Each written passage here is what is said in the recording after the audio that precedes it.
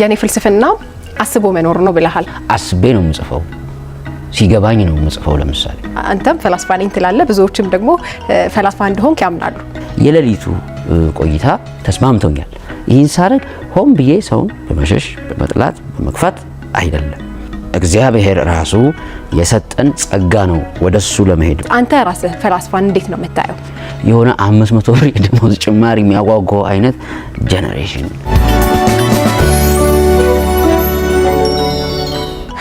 ቡርሃን ግን ቀን ቀን መተኛትን አቁመ አላልኩም? እንደ ቀን ያለ እንቅልፍ ምን አለ መሰለሽ? ቢያንስ እስቲ ቀረጻለን ከን እንኳን እስቲ ሌሊት እየተኛህና እስኪ ወደፊት ሞክራለሁ። ግን ለምንድን ነው ቀን ቀን የምተኛው? ቀን ብዙ ጸጋ አለው በመተኛት ውስጥ። ዋናው ነገር ግን ሌሊት ላይ ረብሻ በጣም መቀነስ ትችላለሽ፣ ብቻሽን ነው የምትሆኚው።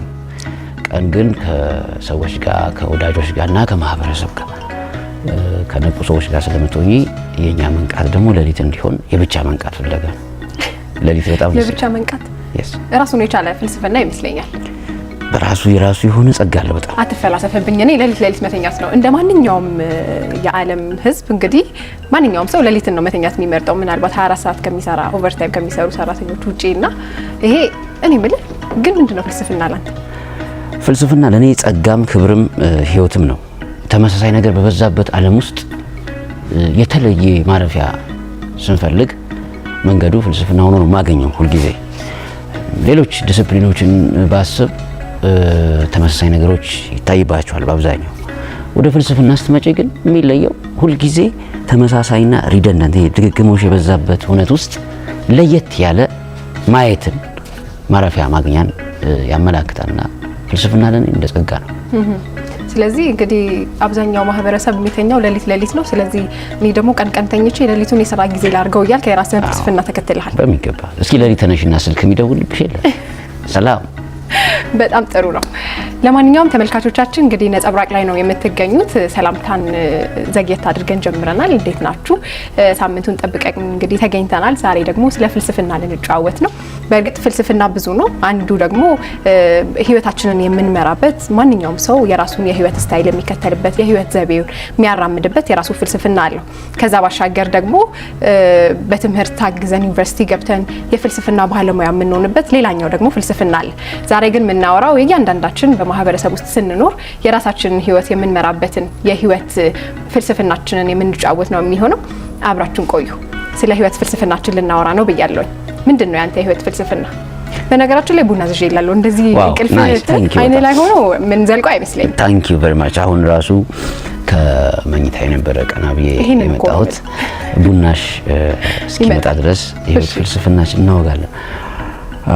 የኔ ህይወት ፍልስፍና እናገራለሁ። እስኪ አንቺን ግን ንገሪኝ። ያንቺ ህይወት ፍልስፍና ምንድን ነው? እንግዲህ ፍልስፍና ብለህ ትርጉሙን ስትሰጥ ከሌላ ሰው ለየት ባለ መልኩ ራሳችን የምናራምደው ነገር ነው ብለሃል አይደለ? ፍልስፍና ያለኝ አይመስለኝም። ምናልባት የራስን ነገር መከተል ይሆን ፍልስፍና ካለ የራስን ፍላጎት መከተል፣ በራሴ ፍላጎት ነው የምንቀሳቀሰው። ራስን መሆን ራስን መጠጋት። ኦኬ፣ ይሄ ፍልስፍና ነው። ቆንጆ ነው። ቆንጆ አታይ ነው። ምክንያቱም ራስን መሆን በትክክል በቃ እያንዳንዱ ሰው ራሱን እንዲሆን ይጠበቃል። ምክንያቱም እያንዳንዳችን ራሳችንን አንቺ ነሽ፣ እኔ ነኝ። እኔን ስሆን ልበ ሙሉ እኔ እንደሆን የማይፈራ እኔ እንደሆን ደግሞ ያስፈልጋል። ብዙ ጊዜ የራሴን መንገድ ልከተል ብለሽ ልክ በተነጠልሽ ቁጥር የሚያስፈሩ የፍርሃት ካባዎችም ስለሚያንዣብቡ እነሱን ተቋቁሞ ራስ ላይ መቆየትን መልመድ ደግሞ በጣም ትልቅ ነገር ስለሆነ በጣም ትልቅ እይታ፣ ትልቅ ምልከታ፣ ትልቅ መረዳት እና መነጠልም ራስ መሆንም ሲባል አንዳንዱ አሁን ሆን ብሎ ከሰው ለመነጠል ይመስለዋል። እንደዛ አይደለም። ብዙ አይነት ድግግሞሾች አሉ ህይወት ውስጥ ዝም ብለን በልማድ በተለምዶ የምናሳልፋቸው። እሱ ነው ወይ ልኩ ብሎ መጠየቅ ነው ዋናው። እና ልኩ እሱ ነው ወይ? ከዛ ልክ ካልሆነ ተነጥሎ የራስን መስመር ማሰብ። የራስን መስመር ሲያስቡ ሆን ብሎ ለማፈንገጥም አይደለም፣ ግን የተሻለ አኗኗር። አሁን ለምሳሌ እኔ ቀን እተኛለሁ። በአብዛኛው ቀን ተኝቼ አሳልፋለሁ። ለምንም አይደለም፣ በጥሞና ለማሰብ ስለምፈልግ፣ በጥሞና ራሴን ለመረዳት ስለምፈልግ ሰፋ ያለ ነፃ የሆነ የጊዜ አፍታ አገኛለሁ ሌሊት ላይ። ቀን ሲሆን ግን በማህበራዊ ህይወትም በተለያዩ ኢንተራክሽኖችም መረበሾች ይኖራሉ። እነሱን መረበሾች ምናልባት ዘላቂ ላይሆን ይችላል ወደፊት ግን የሆኑ ማሳካት የምፈልጋቸው ነገሮች እስክደርስ ድረስ የሌሊቱ ቆይታ ተስማምቶኛል። ይህን ሳረግ ሆን ብዬ ሰውን በመሸሽ በመጥላት በመግፋት አይደለም። ለምፈልገው ሰላማዊ ትኩረት የሌሊቱ ቆይታ በጣም ሰላም ስለሰጠኝ ነው የምከተለው ማለት ነውና የአንቺ ህይወት ፍልስፍና ራሴን መሆን በራሴ መንገድ መከተል ያልሽውም በጣም መልካም ነው። ግን በራሴ መንገድ ወይም ራሴን መከተል ስትይ እስቲ ትንሽ አብራሪ ደስ የሚል ነገር ነው። እሺ ጥሩ። ምናልባት የራስን መንገድ መከተል ስል ወይ ፍላጎት የራስን ፍላጎት መከተል ስል ከሁሉም ነገር አንጻር ሊሆን ይችላል። ካለባበስም ከአኗኗር ዘይቤም ፍልስፍና ራሱ የኑሮ ዘይቤ ነው በእኔ እይታ ብዬ አስባለሁና ሌላን ሰው አለማየት ምናልባት ውስጥ የሚለኝን መከተል አንድ ሰው ለብሶ ስላየው ልለብሰው አልችልም። እኔ የምር ፈልጌዋለሁ ወይ ከኔ ጋር ይሆናል ወይ ያንን ሁሉ ነገር አስቤ ነው ማደርገውና መደረግ ስላለበት እንጂ ሌላ ሰው በአጀብ ስለተደረገ ማደርገው ነገር የለም ነው ነገሩ። ይሄ ነው ራስን መሆን፣ ውስጥን መከተል፣ ማንነትን ማየት። ለኔ ያ ነው የኔ የህይወት ስታይል፣ የህይወት የአኗኗር ዘይቤ ያ ይሆናል ብዬ አስባለሁ። የኔ ፍልስፍና ግን አሁን ወደ አንተ ፍልስፍና እንዴት አዳበርሽው? ግን ቆንጆ ነው ከወጣ ምናልባት አስተዳደገ ይሆን አላውቅም እንዴት እንደሆነ፣ ግን ብዙ ነገሮችን ሌላን ሰው ከማየት ይልቅ ራስን ወደ ማየት ሌሎች አድርገው ያዩትን ነገር ከመድገም ይልቅ ምናልባት እኔ በእርግጥ የምፈልገው ነገር ምንድን ነው የሚለውን ሌላው ሰው ስለተማረው የተማርኩት ነገር የለም ራሴ ስለፈለኩ ነው የተማርኩት ትምህርቶቼንም ቢሆንና ምናልባት እንደዛ ይሆናል ብሎ በማሰብ አስተዳደግሽ ምን ጠቀመሽ ለዚህ? ወይል እንግዲህ አስተዳደጌ ያው ራስን ለመሆን ነው ማለት ብዙ ነገሮችን ከሰውነት ይልቅ ራስነትን መሆንን እሱን ነገር እንዳዳብር አድርጎኛል። ጥያቄን እያረሳሳኸኝ ወላጆች ጥሩ ጠቀሜታ አላቸው በጣም በሚገባ። የህይወት ፍልስፍና ምንድን ነው? የህይወት ፍልስፍናዬ አስቦ መኖር ነው ባጭሩ። ያሰብኩትን መኖር ወይም ማሰብን በማስቀደም መኖርን ማስከተል የሚል የህይወት ፍልስፍና ነው ያለኝ። ከበፊት ጀምሮ ስኖርም አስቦ መኖር የሚል ፍልስፍና አለኝ። አስቦ መኖር ሳያስቡ መኖር አለ እንዴ? ያ በአብዛኛው ልማዳዊ ህይወቶች ሳያስቡ መኖርን የሚከተሉ ናቸው። በአብዛኛው አሁን ዴይ ቱ ዴይ ካየሽ አኗኗራችን የአብዛኛው ሰው ህይወት ሲነጋ ለምሳሌ ሰኞ ከሆነ ስራ አለ ብሎ ማሰብ፣ 11 ሰዓት ከሆነ በቃ መውጫ ሰዓት ደርሷል ብሎ ማመን አይነት አኗኗር ነው ያለው። እነዚህ ኖረው ማለፍ ናቸው። ኖረው ማሰብም አይደሉም ራሳቸው። ቀኑ ነው የሚገፋን፣ ቀኑ ነው የሚያኖረን። ቀን ደግሞ ግዑዝ ነው። ስለዚህ ግዑዙ ህይወት ያለውን አካል ሲያኖር እንደማለት ነው የአብዛኞቻችን ህይወት። ግን አስቦ መኖር ብለን ስንል የምንኖረውን ህይወት ቀድመን ብናስበው መልካም ነው። የምንኖረውን ህይወት ብንረዳው በጣም በጣም አስፈላጊ ነው። እየኖርን ያለነው ህይወት ምንድነው የሚለውን ነገር ማወቅ ብንችል በጣም በጣም ዋጋ አለው። አልፎ አልፎ ከኖሩ በኋላ ማሰብም ይታያል ሰዎች ላይ። ለምሳሌ እንደው የኖርኩት ህይወት ግን እንዴት ነበር ብሎ ወደ ኋላ እንደገና ለመገምገም የመሞከር ነገር አለ። ከዛ ግምገማ የተሻለ ነገር ወደፊት ለማረም የማሰብም ነገር ይኖራል። በአብዛኛው ግን ልማድን ነው የምንኖረው። ልማድን ማለት እንዲሁ የለመድነው አኗኗር አለ። ወይ ካፌ ሄደን እንቀመጥ ይሆናል የሆነ ሰዓት ላይ፣ ወይ የሆነ ቢሮ እንቀመጥ ይሆናል።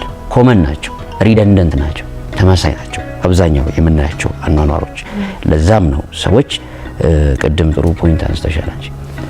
ራስን ለመሆን በሚደረግ ትግል ውስጥ አስቦ መኖር መምጣት ይቻላል። ግን በአብዛኛው አንድ አይነት አይደል አኗኗር ሳይሆን ልክ በሆነ እድሜ ክልል ያሉ ሰዎች ተመሳሳይ አኗኗር፣ ተመሳሳይ አዋዋል፣ ተመሳሳይ አስተዳደር እንመለከታለን። ስለዚህ የታለ ማሰቡ? ማሰብ የመንጋ ማሰብ የለምና ነው። ማሰብ ግለሰባዊ ነው፣ የግል ነው። ለምሳሌ እኔ እያሰብኩ እያወራሁ ነው፣ አንቺ ደግሞ እያሰብሽ እያዳመጥሽ ነው። ግን አንቺ ውስጥ ያለ ሀሳብ ምን ለማለት ፈልጎ ነው? ምን ጥያቄ ልጠይቀው? ከዚህ በኋላ ምን የትኛው ነው ሊያብራራ የሚገባው? ወዘተረፈ ግን የራስሽ የሆነ ቲንኪንግ አለሽ። እኔ ከማውራው ከማስበው ከማብራራው ውጭ ሆነ ካሜራማኖቻችን የራሳቸው ቲንኪንግ ውስጥ ናቸው አሁን። ስለዚህ እዚህ ውስጥ 5-6 ሰዎች ብንኖር 5 ወይም 6 አይነት ሀሳቦች አሉ። 5 ስለሆን 5 የተለያየ ሀሳብ ነው ውስጣችን ያለው፣ በመንጋ ስለማይታሰብ ማለት ነው። ስለዚህ እንደ ግል ነው የማስበው። የህይወት ፍልስፍና ብዬ ማስበው አስበው መኖር የሚለው አስቦ መኖር። እሺ ቡናችን መጥቷል። በጣም አሪፍ ቡናችን ላምጣ እስቲ። እንግዲህ ቡናችን መጥቷል።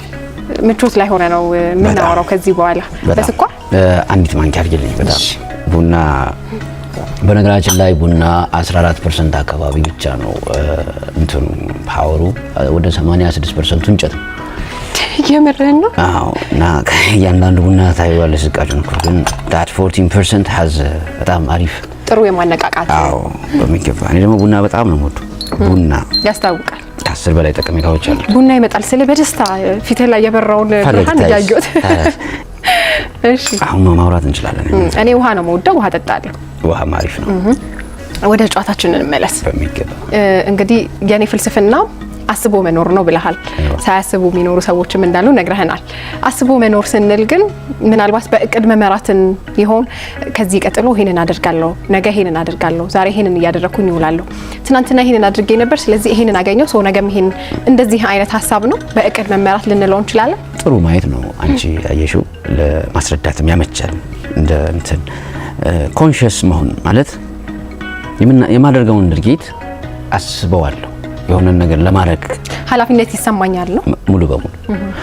እስካሁንም ባሉት ጉዳዮች በመጽሐፎችም በፊልሞችም አሁን የጻፍኳቸው ባሉ ቲያትሮች እንግዲህ የምኖራቸው ህይወቶች ከጽሁፍ ጋር የሚገናኙ ስለሆኑም ጭምር ኃላፊነት ይሰማኛል። አስቤ ነው የምጽፈው፣ ሲገባኝ ነው የምጽፈው። ለምሳሌ ስራዬ ጽሁፍ ስለሆነ የምኖረውን ህይወት አስቤ ነው የምኖረው። አስቤ ስኖር ልቸገር እችላለሁ። መቸገርን ለምሳሌ መቀበል መቸገር የለብኝም ብዬ አይደለም የማዋግተው። ለምን ለምሳሌ እንደ ጸሐፊ ላለመቸገር የሚያስችሉ ብዙ አማራጮች ይኖሩሻል። በሆኑ እንትኖች 10 ሰው ካወቀሽ እኮ ለ10 ሰው የሚሆን ሸቀጥ የሆነ ጽሁፍ ማዘጋጀት ትችላለሽ። ስለዚህ አለመቸገር እችላለሁ ማለት ነው። ግን መቸገርን አስቤ እቀበለዋለሁ። ለምን? ኃላፊነት ስለመውሰድ። ኃላፊነት ብዙ ጊዜ ኃላፊነት የምትወስጂ ከሆነ ኃላፊነት ብዙ ጊዜ ከማግኘት ጋር ብቻ ሳይሆን ከማጣትም ጋር እየተቆራኘ ነው። ለማጣት ኃላፊነት ትወስጃለሽ። ይሲ ለማግኘት ኦፖርቹኒቲ ነው የምትጠቀሚው፣ እድሎች።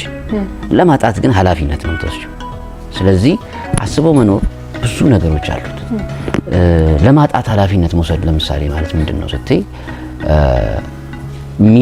የምታገኛቸው ማግኘቶች ካንቺ ማንነትና ቲንኪንግ አንጻር የሚያስከትሉት ሌሎችን የሚጎዳ ለምሳሌ ሆኖ አንቺ የምትረፈረፊበት ዓለምን አለመፈለግ ሊሆን ይችላል።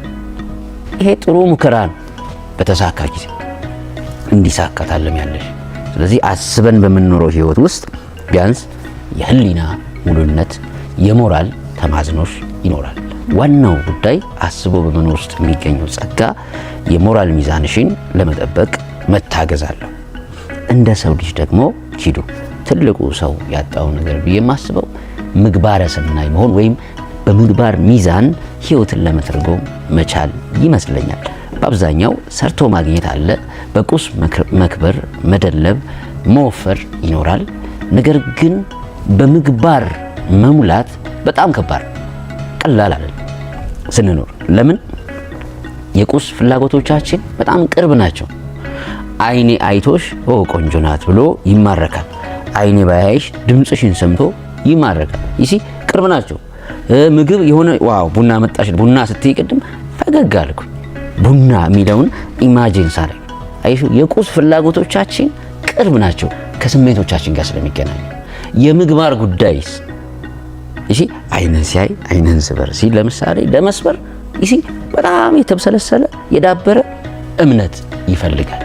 እሱን እምነት ለማዳበር ደግሞ ኢንተርናል ነው፣ ስፒሪቹዋል ስለሆነ አይጨበጥም። ወደዛ ስትጠጊ ነው የምግባር የምትይው ነገር የምታገኙ። የሰው ልጅ ይሄንንም ጸጋ ተሰጥቶታል፣ ግን ርቀት ያለው ጸጋ ነው። ይሄ ርቀት ያለው ጸጋ የታጠረው ቅርብ በሆኑ የቁስ ፍላጎቶች የሚያማልሉ የሚማርኩ በቃ የሚያጓጉ ቅርብ ነገሮች ናቸው። ደስ የሚል ቡና አሮማ ሲሸተኝ ደስ አለኝ። you can see the difference ቅድም ከቡና በፊትና ከቡና በኋላ ያለኝን አክቲቬሽን ልዩነት ታያዋለሽ። ለምን? ቅርብ የሆነ ቁስ ግን ስሜቴን ደስ የሚያሰኘው ነገር አቀረብሽልኝ። I took it አይ ቢካም ኢነርጃይዝድ ግን ይሄ እስከሆነ ታይም ነው የሚቆየው። ግን ቀን ላይ አንቺ መንገድ እየሄድሽ የሆኑ በጣም እድሜ ጠገብ ሴት አይተሽ በቃ በራይድ ልትመጪ አስበሽ ለምሳሌ ግን ያችን ሴት በጣም ስላሳዘኑሽ እሳቸውን ምሳ አብልተሽ ግን አንቺ በታክሲ ወይም በእግርሽ መተሽ ቢሆን ይሁን ውስጥሽ ላይ ያለው ደስታና ሐሴት እና እዛች ሴት ላይ ያለው ፈገግታና ሰላም አውርተሽ ትጠግቢዋለሽ እንዴ? ማለት ውስጥሽ ያለው ሰላም፣ ውስጥሽ ያለው ፈገግታ ሃፒነስ ይቆያል ረጅም ሰዓት ወደ ውስጥ ስለሚጠልቅ ማለት ነው። በቃ ተመስገን ተመስገን እያልሽ ነው የምትሄጂው። ቋንቋው የውስጥ ነው የሚሆን። ልክ ይሄን ቡና አስጠጣው የማገኘው እፎይታ አንድ ሰዓት ሊቆይ ይችላል፣ ግን ቴስት አይደለም ማለት ነው። ሴትየዋን ግን ለምሳሌ ስታጎርሽ ጭምር ያለው ሚሞሪ ትዝታ ውስጥሽን ሳታውቂው ፈገግ ያደርግሻል። እንዴ ምነው ፈገግ አለሽ ስልሽ አዎ የሆነ ነገር ትዝ ብሎኝ ነው ትያለሽ። ይሄም የመኖር ትርጉም ነው። ስለዚህ በአብዛኛው ያጣነው እንደዚህ አይነት ትርጉም ማግኘት ነው ያጣነው እንጂ ቡና ለመጠጣት፣ ጥሩ ኑሮ ለመኖር፣ ጥሩ መኪና ለመንዳት፣ ጥሩ ቤት ለመያዝ ዋትሶኤቨር ለሚሉ ጉዳዮች ኦልሞስት ሁላችንም ይሄ ቲንኪንግ አለ። ሁላችንም ውስጥ እኮ አለ። ይሄ የሌለው የትኛው ነው? በቃ ለሰዎች በጎ መሆን ይችላል አልችልም የሚል ትሪያል። ስለዚህ አጉል ጻድቅነትም ሆኖ አይደለም፣ ግን በሰው ሚዛን ስናየው የትኛው ነው ያጣ? አይ ዋንት ቱ ቢ ሪች ጋይ አዎ የሆነ ሀብታም መሆን፣ የሆነ የተከበረ መሆን፣ የሆነ እንትን መሆን ትክክል ነው። ግን አት ዘ ሴም ታይም ከሌላውስ ሃፒነስ መጀመር የሚችል ማንነት እንፈልገዋለሁ ወይ? እሱን ማሰብ አለብን። ሁላችንም ስግብግብነታችን እንዳለ ሆኖ ደሞስ የምናስብላቸው ሰዎች ቢኖሩ የሚልም ኩዌስችን ለማንሳት አስቦ መኖርን ትልቅ ጸጋ ነው። ለዛሬ ብቻ ሳይሆን ለነገም ኃላፊነት መውሰድ እንችላለን። ስለዚህ እኔ መኖር የምፈልገው ከነገ ጀምሬ ነው፣ ከዛሬ አይደለም። ሶ አይ ዋንት ቱ ሊቭ ቱሞሮ። እንዴት ደስ የሚል ቡና መጣሽ። እሺ እንግዲህ ስለ ፍልስፍና ነው እያወራን ያለ ነው። ፍልስፍና ምንድን ነው ብለናል። አንድ ነገር በተለየ መልኩ ማየት ነው ብለናል።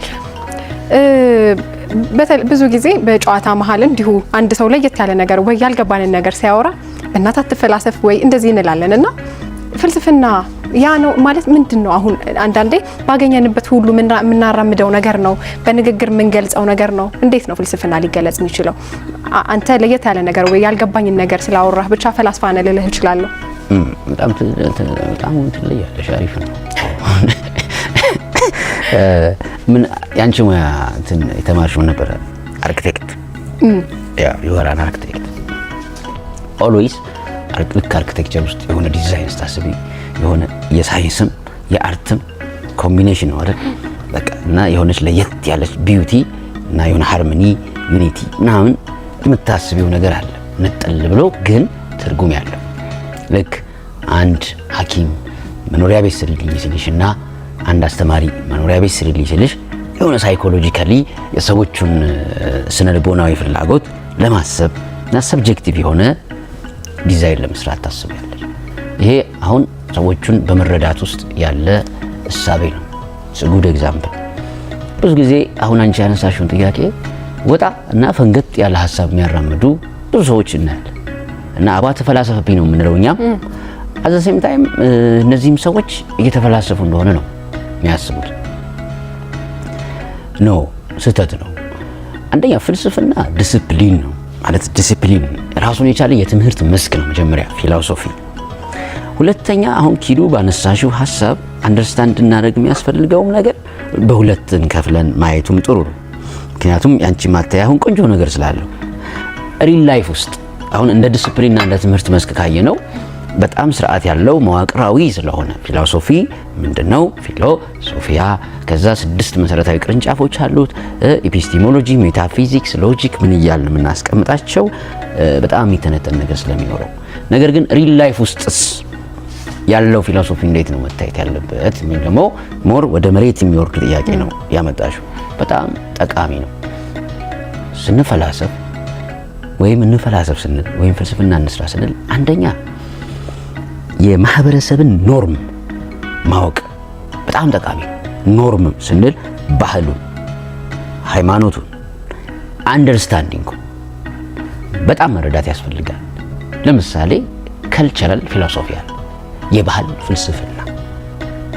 ስለዚህ አንድ ሰው በብዛት እኔም አያለሁኝ የሆነ ሰው ተፈላሰብኩ ብሎ ሲል ይገርምሻል ማለት አሁን እኔ ለምሳሌ እንዲህ አይነት ነገር አይመቸኝም ማለት የማስበው ምናምን ብሎ የሆኑ ነገሮች ያወራ ነው ማለት that's not philosophy ስላፈነገጠ አይደለም ፊሎሶፊ ወይም ደግሞ እኔ ስለንትን ምናምን ብሎ እንደዚህ ብሎ ሲያወራ that's not also philosophy ፊሎሶፊ ከሆነ ለምሳሌ ኢትዮጵያ ውስጥ አለ ኢትዮጵያ ውስጥ ሃይማኖቶች አሉ ክርስቲያኒቲ ኢስላም ጁዳይዝም እንግዲህ ነበረ ለረጅም ጊዜ አሁን ብዙም አይደለም ከዛ ደግሞ ባህላዊ ደግሞ ኢንዲጂነስ የሆኑ እምነቶች ደግሞ አሉ በየብሔረሰቡ የምናነሳቸው እያንዳንዱ ብሔረሰብ ውስጥ ያሉ ደግሞ አሁን ተውቶች አሉ ካልቸራል ፊሎሶፊ የምንለው ካልቸራል ፊሎሶፊ የባህል ፍልስፍና ለምሳሌ ክርስቲያን ፊሎሶፊ አለ ዘርዓ ያዕቆብ ውስጥ እኮ ክርስቲያን ፊሎሶፊ አሉ እኮ ያስቀመጣቸው ነጥቦች ለምሳሌ ፍልስፍና ባያስፈልግ ኖሮ እግዚአብሔር ራሱ ምክንያትን ባልፈጠረ ነበር ይላል ዘርዓ ያዕቆብ ስለዚህ ፊሎሶፊ እግዚአብሔር ራሱ የሰጠን ጸጋ ነው ወደሱ ለመሄድ ብሎ ያምናል ማለት ነው ደቂቅ እስጢፋኖስ በቤተክርስቲያናችን ውስጥ ትምህርትን ካላስተማርን ሪፎርም ማድረግ ካልቻልን ትውልዱን መቅረጽ አንችልም የሚል ተውት ነበረው አሜዚንግ ፊሎሶፊ ነው በእስልምናም ስንመጣ በሐረር አካባቢ የነበሩ በጣም የሚገራርሙ ፊሎሶፊክ ቲንኪንጎች ነበሩ በወሎ ዳና ጫሌ ምንላቸው ደግሞ ልክ ዘውያ ልክ ደብር እንደምንላቸው ቦታዎች የነበሩ ካልቸራል የሆኑ ቲንኪንጎች ናቸው ከልና ተመራት ወዲ بعد عقبات الكد የሚል ግጥም ለምሳሌ አላቸው ምን የመከራን ፍሬ በላን ተራራን ከወጣን በኋላ ብለው ያስቀምጣሉ እያንዳንዱ የህይወት ስኬት ከብዙ ድካምና የተራራ መውጣት ጉዞ በኋላ ነው እንደማለት ነው አሁን እነዚህ ባህል ተኮር ሃይማኖት ተኮር የሆኑ ፍልስፍናዎች ናቸው ካልቸራል ፊሎሶፊ የባህል ፍልስፍናዎች ተብሎ የሚታወቁ በአብዛኛው ግን ኪዱ ባነሳሹ አባተ ፈላሰፍብኝ የምንላቸው ሰዎች ግን በብዛት ሃይማኖትን ፈጣሪን ወይ ደግሞ ኖርምን የማጠልሸት የመግፋት ነገር አላቸው ስህተት ነው ፍልስፍና ሲቃወም በምክንያት ይቃወማል ለምሳሌ ፈጣሪ የለም ብሎ የሚያስብ የፊሎሶፊ ላይን አለ የፈጣሪን መኖር የሚያስተምር ፊሎሶፊ ላይን አለ ግን ሁለቱንም ኢንተርቴን ደግሞ ለማድረግ ሜታፊዚክስ የሚባለው ቅርንጫፍ ፊዚክስ ማለት ኔቸር ማለት ነው ሜታ ሃየር ወይም ከፍ ያለ እንደማለት ነው ሜታፊዚክስ ማለት ከፍ ያለ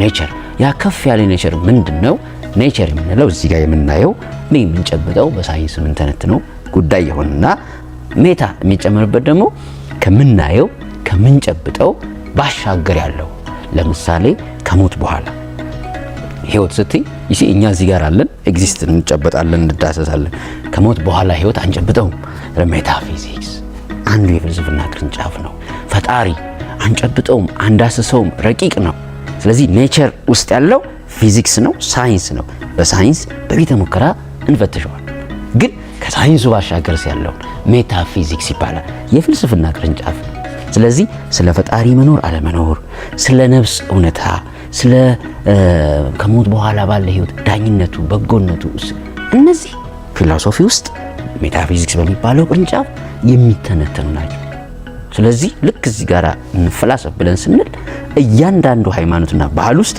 ስላለም ቲንኪንግ ጭምር አክብረን ስለሚሆን ከካልቸራችን ተጋጭተን አይደለም አብዛኛው ግን ካልቸሩን የሚጋጭ ራሱን ያልጠበቀ የተገፋ ስለሚሆን የፊሎሶፊን ምንነት ያቆሰሰዋል ፊሎሶፊ ስንል ማህበረሰብ እናያለን አካባቢያችን እናያለን ራስንም እናያለን ለምሳሌ ቀላል ጥያቄ ሀገር የሚባለው ቃል ፊሎሶፊ ነው ሀገር ስቴት ምክንያቱም ሀገር ስትይ አሁን ኢትዮጵያ ውስጥ ይውማ ብዙ ብሔር ነው ያለው ብዙ ሃይማኖት ነው ያለው እሺ እንዴት አድርገን አንድ ላይ ያስተሳሰረ ህብረት እንፍጠር ሀገር ሀገር ስለዚህ ይሄን ሀገር ፊሎሶፊካሊ ነው የምታስበው ይሄንን ፊሎሶፊካሊ ስታስቢው እንግዲህ የእያንዳንዱን ሃይማኖት የእያንዳንዱን ብሔር ፍላጎትና ስሜት አቅፎ የሚይዝ አዲስ ሐሳብ ልናፈልቅ ነው ይሄ አዲስ ሐሳብ ነው ሀገር የሚያስብል ፊሎሶፊ የሚሆነው ስለዚህ ፊሎሶፊ ስንል እንደነዚህ አይነት ችግሮችንም አብሮ የሚፈታ አስተሳሰብ ማለት ነው። በኬሚስትሪ አንፈታው፣ በባዮሎጂ አንፈታው፣ በታሪክ አንፈታው። ግን እነዚህ ሁሉ ግብአት ይሆኑና ፊሎሶፊው ግን ምን ያደርጋል? ኢማጂኔሽን የሆነ ምናብ እንድንፈጥር እዛ ምናብ ላይ እነዚህ ሁሉ ባህሎች ተካተው ደስ የሚል ዣንጥላ እንድንፈጥር ያ ዣንጥላ ሁሉም ብሔር ሲያስበው ዋው በዚህ ዣንጥላ ስርማ እኔም መካተቴ ትክክል ነው ብሎ እንዲያምን የሚያደርግ ቲንኪንግ መፍጠር አለበት። ስለዚህ በየቀኑ ተወኛ ተፈላሰፍብኝ የምንለው ሰውዬ ለፊሎሶፊ ሩቅ ነው። ፊሎሶፊ ግን ራስን ይቀይራል፣ ፋይዳ አለው፣ የማንመልሳቸውን ጥያቄዎች አማራጭ ይሰጣል። ስለ ፍልስፍና ብዙ ነገር አለ። ለምሳሌ ፍልስፍና ሌላው ሰው ከሚያየው በተለየ መንገድ አንድ ነገር እኛ ለየት ባለ መልኩ ማየት ነው። ግን ደግሞ ከኖርም ከባህል ከሃይማኖት ከምንኖርበት እሴትም መራቅም አይደለም ብለናል። እንዴት ነው አንተ ፈላስፋ የሆንከው? አንተም ፈላስፋ ነኝ ትላለህ፣ ብዙዎችም ደግሞ ፈላስፋ እንደሆንክ ያምናሉ። ፈላስፋ ለመሆን ግዴታ መማር አለብን ወይ? አሁን ይሄ በትክክል ትምህርት ተሰጥቶን ዩኒቨርሲቲ ገብተን የፍልስፍና መርሆቹን የፍልስፍና ምንነትን አይነቶቹን ሁሉንም ነገር አውቀን ባለሙያ የምንሆንበት ይሄ ፕሮፌሽናል ፊሎሶፊ የምንለው ነገር አለ። ግን ደግሞ እንዲሁ ደግሞ የህይወት መርሃችንን እየተከተለን የራሳችንን ያኗኗር ዘይቤ ለራሳችን ፈላስፋ ነን የምንለውም አለ። ያንቺ የህይወት ፍልስፍና ያንተ የህይወት ፍልስፍና እንደምንለው ሁሉ ማለት ነው። ግን ፈላስፋ ለመሆን ቅድመ ሁኔታው እነዚህ ሁሉ ነገሮች ካልን ማን ነው ፈላስፋ ማለት ነው? ልክ ነሽ። አንተስ እንዴት ነው ፈላስፋ የሆንከው? አሁን ጥሩ ጥያቄ ነው። ለምሳሌ አሁን እኔ ፈላስፋ ነኝ ወይ እስቲ አይደለሁም። አም ስቱደንት ኦፍ ፊሎሶፊ። አሁን በትክክለኛው ተርም ስንወስደው ለምን ቆንጆ ጥያቄ ስላመጣሽ በፍጹም ቱ ቢ ኤ ፊሎሶፈር ቆንጆ ነው ያመጣሽው። ፊሎሶፊ ዲስፕሊን ነው። አንደኛ ሌጋሲ ሊኖረን የተገባ ነው ፈላስፋ ለመባል። ሌጋሲ ማለት የሆነ ቶት አሁን ሶቅራጥስ ስንል ኪዱ የሶቅራጥስን የሞራል ቶቶች እናውቃቸዋል። ስለዚህ እሱን ለመከተል የሚያስችሉ ክሊር የሆኑ የሱ የሆኑ ቶቶች አሉ። ይሲ ብርሃነ አዲስ 40 መጽሐፍ ጽፎ አሳትሟል። ግን 40 መጽሐፍ ውስጥ የትኛው ነው የራሱ ቶት የትኛው ነው የሚለው ደግሞ ተጠንቶ አውቆም ክሊር የሆነ አውትፑት እና ሌጋሲ እስከሌለው ድረስ አም የት ስቱደንት አም ጀስት ለመረዳት የሚሞክር መንገደኛ ነኝ ማለት ነው። ይሄ ነው ሎጂኩ። ስለዚህ የሆነ ቶት አሁን ማርክስ ስንል የራሱ ሌጋሲዎች አሉት፣ የራሱ ቶቶች አሉት። ኒቼ ስንል የራሱ ይሁን። እነዚያ ደግሞ ቀጥሎ ባሉ ተማሪዎች በዩኒቨርሲቲ ውስጥ ቻፕተር 4 ይሲ ኒቼ ኤንድ ሂዝ ሌጋሲ ምናምን ተብሎ ሲቀመጥ ኦሪጂናል ቶቶቹ ይታወቃሉ። አሁን ኒሂሊዝም ትርጉም የለሽነት የሚል ቲንኪንግ አለው። የዛሬ 100 ዓመት የነበረ ፊሎሶፈር ነው እና ወደፊት የሚመጣው ጀነሬሽን ትንቢት ነው ትርጉም ያጣል፣ ትርጉም ያጣ ትውልድ ይሆናል። አሁን አንዳንዴ ትርጉም ታጫለሽ። ለምንድን ነው የምንኖረው?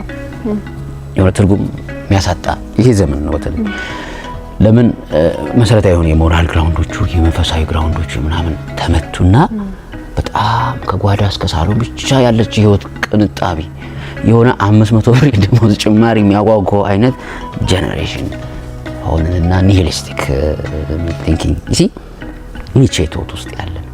ስለዚህ ኒቼ ዘ ፊሎሶፈር ሌጋሲ ቶት ፓራዳይም የሚቀይሩ ነገሮች ይዞ መጥቷል። ማርክስ ፓራዳይም የሚቀይር ነገር ይዞ መጥቷል። እያንዳንዱ ማህበረሰብ ለኑሮው ፍጆታ ሲል የኢኮኖሚ ፍላጎቱ የሚያፋልመው ክላስ ስትራግል የሚፈጥር ይሆናል። ካንት ኢማኑኤል ካንት ፕራዮሪ አፕራዮሪ ብሎ ሲጀምር የሞራል ቲንኪንግን የሞራል ቶትን ይዞ ሲመጣ ኢዝ ኤ ፊሎሶፈር ፈላስፋ እንድንላቸው ዘርዓ ያዕቆብ ፊሎሶፈር እንድንለው የሚያስችል ሌጋሲውን ልክ ሶክራተስ በፕሌቶ እንዳመጣው ዘርዓ ያዕቆብ በወልደ ሕይወት ያመጣው ሌጋሲ አለ። ሌጋሲዎች ናቸው። ተጽዕኖቻችን ክሊርና ፒውር ሆነው ለትውልዱ እንዲሻገር ይሄ የእገሌ ቶት ነው የእገሌ ፓራዳይም ነው ተብሎ የሚታይ እውነታ እስካላመጣን ድረስ we are not philosophers። ይሄ ክሊርሊ መታየት አለበትና እሱ እኮ ፈላስፋ ነው what does it mean? እንደውም እኔ ምን እናስተውላለን መሰለ እንዲህ ስንኖር በማህበረሰብ ውስጥ ለፈላስፎች የሰጠናቸው ምስል ያለ ይመስለኛል ወይ ደግሞ ፈላስፋ ነው እሱም እንድንለው አንድ የሆነ መገለጫ የሰጠናቸው ያህል ይሰማኛል። ለምሳሌ ጸጉሩን ያንጨባረረ ያሳደገ ስካርፍ የሚያደርግ ብቻ ይሄ ወይ ደግሞ አለባበሱ ከማህበረሰቡ ትንሽ ለየት ያለ የራሱ መልክ ያለው ያህል እስኪሰማን ድረስና እሱማ ፈላስፋ ነው እኛን አይመስልም እኮ አመለካከቱ ይለያል ከማህበረሰቡ የማይገባን ነገር ነው የሚያወራው ምንላቸው አይነት ለፈላስፋ የሰጠናቸው ስያሜዎች አሉ። ማህበረሰቡ ፈላስፋ የሚላቸውን ሰዎች የሚያይበት መንገድ አለ። እኛስ አንተ ራስህ ፈላስፋን እንዴት ነው የምታየው? ማህበረሰቡ ውስጥ ደግሞ እንደ ኢትዮጵያ እናወራና የኢትዮጵያ ማህበረሰብ ፈላስፋ የምንላቸውን ባለሙያዎቹንም ሊሆን ይችላል እንዲሁ የህይወት ፍልስፍናቸውን የሚከተሉ ሰዎችን እንዴት ነው የሚያየው? ከዛ ደግሞ አሁን የነገርኩ ምስል አለ ስካርፍ ያረገ ጸጉሩን ያሳደገ ምንለውና መልክ አለው ፈላስፋ? በጣም ቆንጆ ጥያቄ ነው ኪዱ። በጣም የሰጠናቸው ፒክቸር አለ ፈላስፋ ብለን በምንጠራቸው። አሁን ይህን ርዕስ ራሱ ማንሳታችን በጣም ጠቀሜታው ለምንድን ነው? በጣም ፍልስፍና በጣም ሶሉሽን ነው ለበጣም ብዙ ችግር፣ ግን ያለን ፐርሰፕሽን የተሳሳተ። አሁን ያነሳሽው ጥያቄ ኢምፖርታንት የሆነው ለዚህ ነው።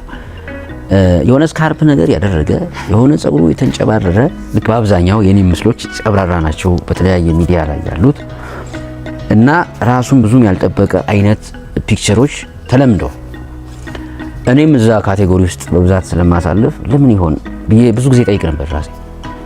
የኔን ከስንፍና እንደሆነ ተረድቻለሁ። ሰነፍነቴ ራስን ለመጠበቅ ያለኝ ስንፍና ወደዚያ ካቴጎሪ ወስዶኛል። ግን ያንተ መርህ አስቦ መንቀሳቀስ አስቦ ማድረግን ከሆነ እንዴት ነው ራስን መጣል ውስጥ ልትገባ ይቻልከው? በጣም ቆንጆ ጥያቄ። ስንፍና ውስጥ ምንለው ነገር ውስጥ በትክክል ብዙ ጊዜ በጣም አስባለሁ እና ሳስብ በዚህ ጊዜ ይሄን መጨረስ አለብኝ ብዬ አምናለሁ። የሆነ ለምሳሌ የሆነ መጽሐፍ ጀምሬ ለማንበብ ከሆነ ያን መጽሐፍ አንብቦ ለመጨረስ እንዲገባኝ ለማድረግ ከዚህ እስከዚህ ብዬ አስብና እጀምራለሁ።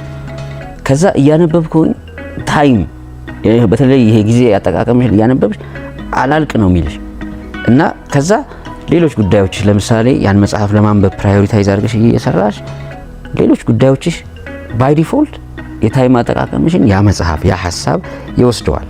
በዚህ ዓመት በዚህ ርዕሰ ጉዳይ ላይ አንዲት ፔፐር አንዲት ጥናት አንዲት ጽሁፍ መስራት አለብኝ ብዬ አምንና እሱን ስሰራ የታይም ጉዳይ ይበላኛል እና ብዙ ጊዜም ደግሞ ኮሜንቶች ይደርሱኛል። ለምሳሌ እንደዛ ከሚሆን አንድ ዓመት ሁለት ዓመት ሊሆን ይችላል ለሁለት ዓመት አድርገው ቀሪ ህይወትህን ለምሳሌ ለምን ፕላን አታደርገውም የሚል ኮስቲን ይነሳል። ግን ቢያንስ የተወሰነ የእድሜ ክፍሌን በተለይ ወጣትነቴ አሁን የምለውን የእድሜ ክፍሌን በሆኑ ስራዎች በሆኑ ኮሚትመንቶችና በሆኑ ውጤቶች በተለይ ከጽሁፍ ጋር ከሪሰርች ጋር ምናምን በተያያዘ መሙላት የምፈልገው የህይወት ግባል። ከዛ ያ ትኩረቴ እዚህኛው ፓርቲ ላይ ሰነፍ አድርገኛል። ራስን መጠበቅ የሚባለው ነገር ላይ አሁን ለምሳሌ እናንተ በጣም ወዳጆች ናችሁ። አንዳንዴ ጸጉር ያድርጎ ሲመጣ እጄን አንጠልጥላችሁ ታስቆርጡኛላችሁ። በጣም ደስ የሚል ፋሚሊ ነው ይሄ አሁን አየሽ መረዳት ስንኖር እንደ ማህበረሰብ አብረን ይሄኛውን ፓርቴን ማጠንከር እንደማለት ነው። ፍላጎቴ ራስን መጠበቁ ነው። በጣም ኢንትረስቲንግ ግን እዛኛው ጋር ፕራዮሪታይዝ ያደረግሽው ነገር በጣም ታይም ቴኪንግ ይሆንና ቀኑን ሳታስቢው ሪላቲቭሊ ያልቃል። አስቤ ነው የምኖረው ልክ ነው። ግን ሳስብ ነምበር 1 ነምበር 2 በቁጥር ታስቀምጪ በቃ እድሜ በተለይ ወጣትነቴ ሳያቆለቁል የሆነ ቦታ ሳይደርስ የሆነ አቺቭ ማድረግ ያሰብኳቸው ነገሮች አሉ። በእነሱ ጥሩ ነኝ፣ በዚህኛው ግን ሰነፍ ነኝ። ስለዚህ ቀጣይ የቤት ስራ ምን ይጠበቅብኛል? በዛ ጎበዝ የሆንኩትን ነገር እየመነዘርኩት ደግሞ ሰነፍነቴን ለማጎበዝ ወደፊት ኖት ናው but after a couple of years እማስብ ይሆናል። ለጊዜው ግን በዚህ ምክንያት ሰነፍ የሆንኩበት ፓርት ራስን እንዳልጠብቅ አድርጎኛል። ታዲያ ሌሎቹስ ስንል የራሳችን እንግዲህ ምክንያት ይኖረናል። ግን እውነታው ግን ምንድነው ሲባል እኔም በዚህ ባነሳሁት ምክንያት ደካማ ፓርት አዳብሬያለሁ ወይም ስንፍና አዳብሬያለሁ። እውነታው ግን ምንድነው ፊሎሶፊው ስንል አንደኛው ብራንች ደግሞ ኢቲክስ እና ኤስቴቲክስ ነው። ኤቲክስ እና ኤስቴቲክስ ስለ ውበት ነው የሚያወራው። ውበት ማለት ፎርማል የሆነ ምናያቸው የውበት የንጽህና የኳሊቲስ የኢቲካል ኢቲክስም ሌላኛው ብራንች ነው። ማህበረሰብ ውስጥ ኩል ሆኖ መኖር ጽዱ ሆኖ መኖር አንዱ የፊሎሶፊ መርህና ፕሪንሲፕል ነው። ከውስጥም ከውጭም ማለት ከውስጥም ከውጭም። ለምን ኢቲክስ ኢቲክስ ስንል ምግባር ነው። ምግባር ደግሞ የሚገለጸው ስነ ምግባር እኮ የግለሰብ ስነ ምግባር እኮ የለም። በማህበረሰብ ውስጥ ስንኖር ማህበረሰቡ የሚሰጠን ዳኝነት ነው ስነ ምግባር። ማህበረሰቡ ከሚሰጠን ዳኝነት አንዱ ንጽህናችን፣ የውስጥም የውጭም ጥራታችን፣ ማማራችን፣ አትራክቲቭ መሆናችን ነው። so that is what it is ፊሎሶፊ ነው። ታዳኛ ደቀ መዛሙርቱ ለምንድን ነው የነረት ነው? ምናልባት ይሄ ነገር የመጣው ቅድም እንግዲህ ስለ ስንፍና አውርተኸኛል፣ ግን ደግሞ ስንፍና አልተሞላም። ስንፍና የፊሎሶፊ አንዱ አካል መሆን አይችልም።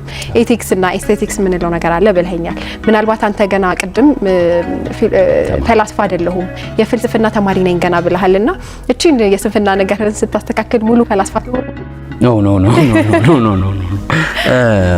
አብዛኞቹ በታሪክ የምናውቃቸው ፈላስፎችም እንደዚህ አይነት ጋፕ አለባቸው።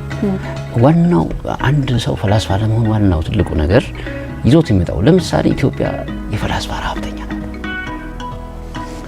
አሁን በጣም ቻሌንጅ ውስጥ እኮ ነው ያለነው፣ ማለት ከባድ ችግር ውስጥ ነው ያለነው እውነት ለመናገርና የሆነ ሶሉሽን ፖለቲካል ቲዮሪ ሊሆን ይችላል፣ ሞራል ቲዮሪ ሊሆን ይችላል። አሁን ያለውን የኢትዮጵያውያን ህመም እና ቁስል ሊያክም የሚችል የሆነ ፈላስፋ እንመኛለን ሁላችን።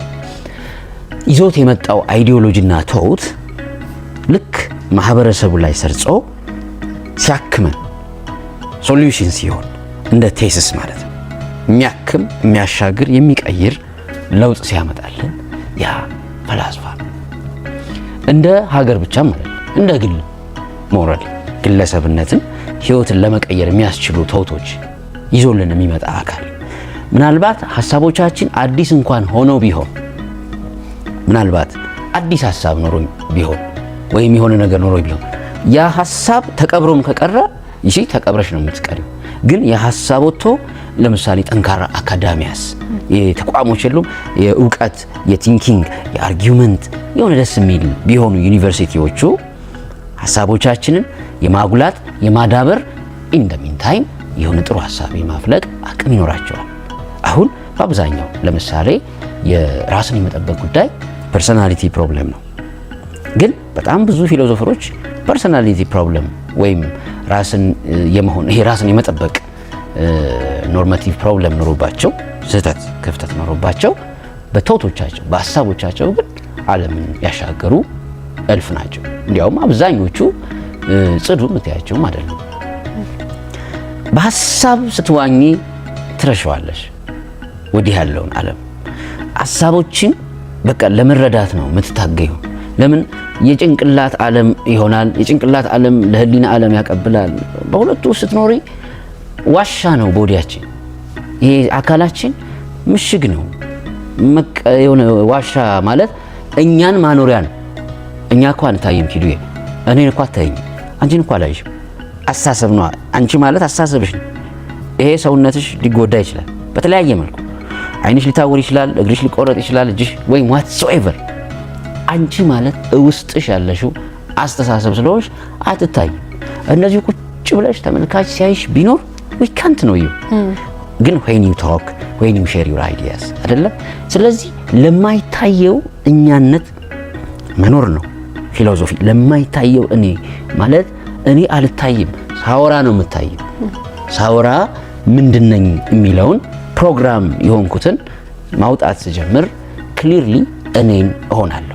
ግን ከማውራት ባሻገር የምንተገብራቸው ነገሮች ላይ ለምሳሌ የተማርንባቸው ነገሮች ካሉ የተማርነውን ነገር በስራ ላይ ስናውለው እኛ ማህበረሰቡ እኛን የሚጠብቅብንን ነገር ስናደርግ እና መልካም ሆነን ስንገኝ ከማውራት ይልቅ እኛነታችንን ተግባራችን አይገልጽም ብለህ ታስባለህ? እሱ እኮ ነው ማውራት እኮ ታዲያ ኪዱዬዋ። ለምሳሌ የዋራን አርክቴክት ህንጻሽ ነው ወሬሽ፣ የሰራሽውን ዲዛይን ጋዜጠኛ ነኝ አሁን ጋዜጠኛ ነሽ። እሺ አሁን ጋዜጠኛ ነሽ። ጋዜጠኛ ሆነሽ ስታወሪ the way you ask you see the way you analyze ያ ነው ስራሽ።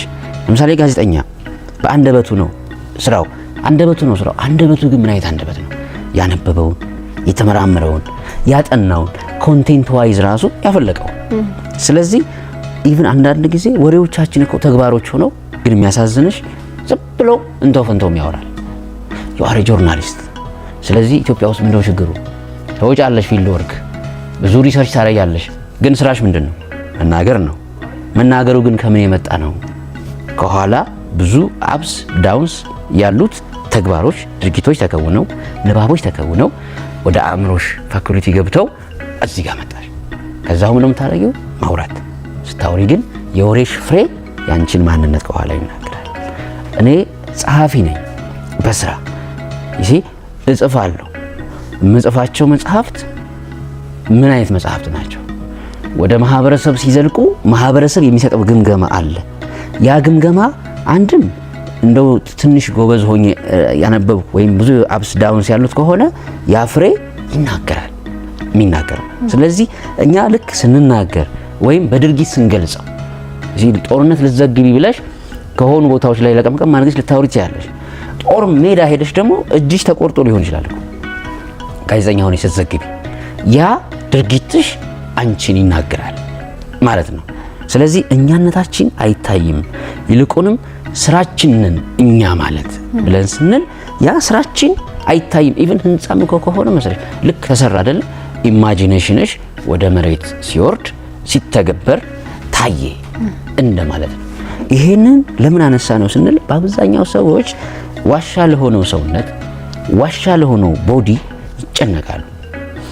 የህይወት ግብ አድርገው የሚነሱት ቦዲያቸው ሰውነታቸውን ቦዲያቸውን ወይም ሰውነታቸውን ስንል ለሚመገቡት ምግብ አይነት፣ ለሚኖሩበት የቤት አይነት፣ ለአለባበሳቸው፣ ለሚያሽከረክሩት ነገር፣ ለሚውሉበት ካፌ፣ ለሚሄዱበት ሞል ዋትሶኤቨር ሊሆን ይችላል። ይሄ ቦዲ ተኮር የህይወት ፍልስፍና ነው። ይሄም ፍልስፍና ግን ቦዲ ቤዝድ የሆነ ለስት ቤዝድ የሆነ ወይም ፊሊንግን ውጫዊ ስጋ የሚፈልገውን ነገር which means utilitarian philosophy ነው። ጥቅም ተኮር የሆነ ስጋ ተኮር የሆነ ይሄ ከአኒማል ኔቸር አይለይም። አኒማል ኔቸር ነው። ግን አኒማልስ የተሰጠህል ቢያው ወይ የሆነ ነገር ቢያው ሄደው ይመገባሉ። ሰዎች የተሰጠህል አይቶ ሄደው አይዘግኑም። ወይም የሆነ ፍሩት ቤት ቢያው በጣም ቢረባቸውም ሄደው አያነሱም። ምክንያቱም ቲንኪንግ ፋኩሊቲ ስላላቸው የተሻለ ከፍ ያለ የማሰብ ችሎታ ስላላቸው ያመዛዝናሉ። በዚህ ሂደት ምን አዳብረዋል? ህግን ፈጥረዋል። ሎ ኤንድ ኦርደር እንደ ማህበረሰብ እንዲኖሩ። እንስሳት ሃየር ፋኩሊቲ ወይም ከፍ ያለ የማሰብ አቅም ስለሌላቸው አላዳበሩም። ስለዚህ የሚፈልጉትን ነገር ሲያዩ ቀጥታ ሄደው አክት ያደርጋሉ። አደባባይ ነው፣ ነውር ነው ምናምን የሚል ሐሳብ የላቸው። ሰዎችስ አላቸው። ይሄ ነው የሚለያቸው። ግን ሰዎች ራሳቸውን ገድበው ይከውኑ እንጂ ልክ እንደ እንስሳት ለአሁን ቅድም ላልናቸው ጉዳዮች ሲኖሩ አኒማል ኔቸራቸው ጋር ተመሳሳይ ይሆናሉ። አሁን ያለው የዓለም ሲቪላይዜሽንም ልክ ይሄ አኒማል ኔቸሩን መሰረት ያደረገ የሰው ልጅ አኗኗር ነው ያለው። ከዚህ መውጣት አለበት። ከዚህ መውጣት ሲችል ለሞራል ቢንግነቱ መኖር ይችላል። ለዚያ ዛሬ ላይ ፊሎሶፊ የሚጫወተው ሚና እጅግ በጣም ከፍተኛ ነው። እንግዲህ ስለ ፍልስፍና ይሄን ሁሉ ነገር ብለናል። የራሳችንን የፍልስፍና የአኗኗር ዘይቤ አውርተናል። ግን እንዲሁ መኖር አይቻልም ወይ? ለምን ፍልስፍና ግድ ነው ወይ? ማህበረሰባችን ውስጥ የተለያየ እሳቤ እስካለ ድረስ ሰው ሁሉ የተለያየ የራሱ አስተሳሰብ አለው ብዬ አስባለሁና ባልፈላሰፍስ፣ መርህ ባይኖረኝስ፣ በቃ እንዲሁ መጥቻለሁ ወደ ምድር በላለሁ፣ ጠጣለሁ፣ ለብሳለሁ፣ እኖራለሁ፣ ለምን ፈላሰፋለሁ? ምን ያረጋል ፍልስፍና የሚል ሰው ሊኖር ይችላል። ምናልባት ይሄ ጉዳይ ማህበረሰባችን ስለ ፍልስፍና ያለው አመለካከት እንዲሁ ይሄ የተዛባ አይነት ስለሆነም ነው ብዬ አስባለሁ። አንድም ያልገባንን ነገር ስንሰማ አይ ይሄማ ፍልስፍና ነው እስቲ አትፈላሰፍብኝ እንደምንለው ሁሉ በዚህም አንግል ሊሆን ይችላል። ግን እንደው ፍልስፍና ምን ያረጋል የሚሉ ሰዎች ምን ትላለህ? በጣም ልክ ነሽ። የሌሎች እቅድ አካል ሆኖ ይኖራል። ፍልስፍና ባይኖር ራሱን ማቀድ አይችልም። ሰዎች እንዳሉት የሰዎች እቅድ አካል ነው። የተፈጥሮ እቅድ አካል ነው። የመሽቶ መንጋት እቅድ ውጤት ሆኖ እንደ ማንኛውም ጎርፍ እንደሚገፋው ጠጠር ሆኖ ያልፋል ነው መልሱ። እንደ ሀገርም ካሰብነው አሁን ያለንበት ለምሳሌ በየቀኑ ምን ሰማቸው እልቂቶች፣ ግድያዎች፣ መጨካከኖች ዋትሶኤቨር ውጤቶችን ስታይ የፍልስፍና በዓለም ላይ አለመተግበር ራሱ ያመጣቸው ውጤቶች ናቸው። እና እንዲሁ አይኔ ሳልፈላሰፍ እንዲሁ እኖራለሁ ካለ ሰኞና ማክሰኞ ይመሩታል ማለት ነው። ባጭር እየመለሰ እንደ እሺ በጣም ደስ ይላል። ግን ማህበረሰባችን ፍልስፍናን የሚያይበት መንገድ አለ ብለናል እስካሁንና አንተ ግን ፍልስፍናን ሌላ ፈላስፋ ሰው ስታይ እንዴት ታየዋለህ? ሌላ ፈላስፋ ስትኝ ለምሳሌ ይሄ ሰው ፈላስፋ ነው የምንለው ሰው አለ፣ አንተም ፈላስፋ ነው የምትለው ሰው አለ። ያ ሰው ላንተ ምን አይነት ሰው ነው? አብዛኛው እኔ የማየው ያሳዝነኛል እውነት ለመናገር እዚያው ለራስህ ታዝንለታለህ ማለት ነው? አይ እኔማ ቢያንስ ትምህርቱን እየተማርኩ ነው እና በአብዛኛው ግን አሁን የሆነ ሰው የሆነ ፈላስፋ ምን ነው ወጣቶች በተለይ ስናይ በጣም ማግኘት የሚንሰፈሰፈው because what is philosophy is another world ምክንያቱም የዕለት ከዕለት ህይወትሽም ላይ አሸናፊ ሆነሽ ማለፍን ይጠይቃል። ሁለተኛ ኖርም እንደ ዲሲፕሊን በአብዛኛው የሚሰራጩ ነገሮች ስላሉ ብዙ ሰዎች ፍልስፍና የመሰላቸው ነገር አይደለም ያለው ቪክቲም ናቸው። ቪክቲም ስለሆኑ ነው የሚያሳዝን እንጂ ሪል ፊሎሶፈር ሳይ ረጅም ነው የምማረከው። ለምሳሌ ኢቭን የፊሎሶፈሮቹን ፎቶዎች ሳይ ከዚህ ሰውዬ ጀርባ ያለው ህይወት ከዚህ ሰውዬ ጀርባ ያለው አመለካከት እያልክ ነው የምታስበው? አዎ እንዴ በጣም እንዲያየው ረጅም ነው የሚሄደው እና በጣም ነው የምደሰተው። እንደ ሞዴልም የማያቸው ደግሞ ፊሎሶፈሮች አሉ ሁሌ ካጠገቤ የማይጠፉ አስባቸዋለሁ። በጣም ምን አገኘህ ፍልስፍና ውስጥ በመግባት? ሰው መሆኔን ለየው። ትልቁ ነገር አሁን የሳይንስ ባክግራውንድ ነው የነበረኝ፣ ግን ብዙ ሞክሬያለሁ። በሃይማኖትም ጥናት ብዙ ሄጄ ነበር እንደ ሃይማኖተኛ ምናምን። ግን ፊሎሶፊ ውስጥ ሰው መሆንን ለየው እና በቃ ትልቁ ነገር ሰው መሆን መቻልን መረዳት የቻልኩት ብዬ የማስበው ተረዳህ ወይ ብትኝ ጉዞ ነው መረዳት። ሞት ብቻ ነው የሚያቆመው። እስከ ሞት ጫፍ ድረስ እስከ ሞት ዋዜማ መረዳቴ ይቀጥላል። ግን ሰው መሆንን ለይቻለሁ። በጣም ደስ ይላል። ሰው መሆንን መለየት ትልቅ ነገር ነው ብዬ አስባለሁ።